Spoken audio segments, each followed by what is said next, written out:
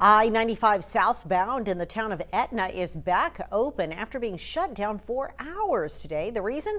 Icy conditions caused a lot of vehicles to go off the road, including an 18-wheeler that ended up jackknifed across both lanes.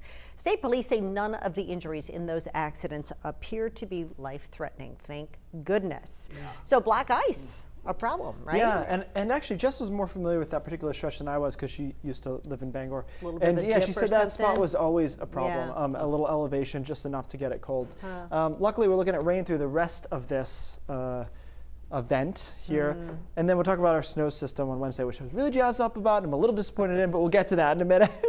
It's start with the rain, which is, it was mild in after the morning, after we had a couple of slick spots. Most of us warmed into the 40s and 50s, and here comes the rain now in through the entire state. A little back end snow. Going to be an interesting weather game in Buffalo for the Patriots tonight. Winds gusting really strong and some squalls out there as well. Definitely weather will be a factor in the game this evening. Current temperatures, 50s along the coastline. Finally, Lewiston, it was hanging at 33, 34 through most of the day, resistant to the warmth. Now 47, 53 in Bangor, 43 in Rangeley. So this whole warmth is kind of collapsing, and Freiburg's the only cool spot left on the map. I actually wonder about that reading. Temperatures continue to warm into the 50s overnight tonight, mid-50s by the middle of the night in a lot of spots.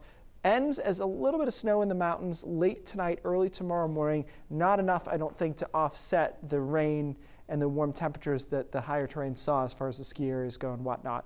This system is offshore by about 2, 3 in the morning, and we end up with a decent day tomorrow. It's bright enough, especially the first half of the day, and temperatures get to around 35, 36 over southern and western Maine, probably about freezing or just a little bit below into the mountains. And it's a quiet day, not a whole lot going on. Clouds start to come in here overnight on Tuesday, and our next storm system approaches on Wednesday. Now, as I alluded to, we were pretty excited about this storm because it was coming from the south. It was in a good spot to potentially be a snowmaker for us.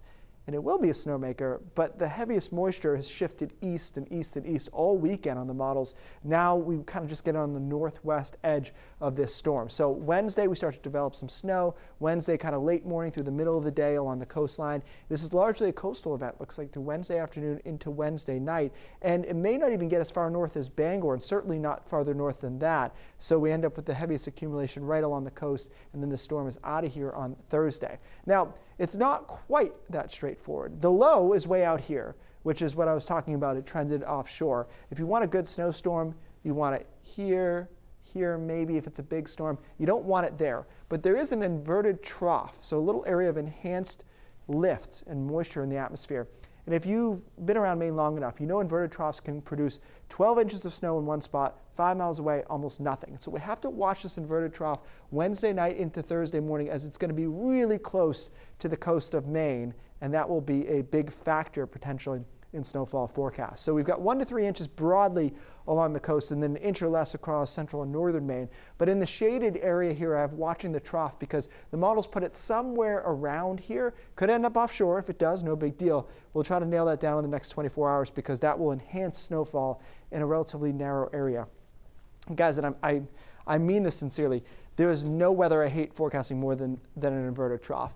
It is the hardest thing to do. So I'll do it anyways because I have to, but I won't like it. Clearing out on Thursday. Next storm system is a mixture of rain and snow. Looks relatively light on Friday. It'll be mild this weekend if you just look at the temperatures you're partying. However, it'll probably come with rain.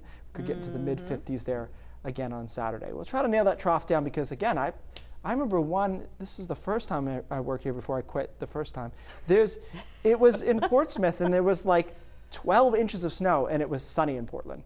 And so that's the kind of thing that it can do. So we're going to try to nail it down. Just really mess with your forecast. Right. Todd will have all the answers in the morning. Just tune in, morning report. So put it on Todd. Yeah. Thanks, Steve.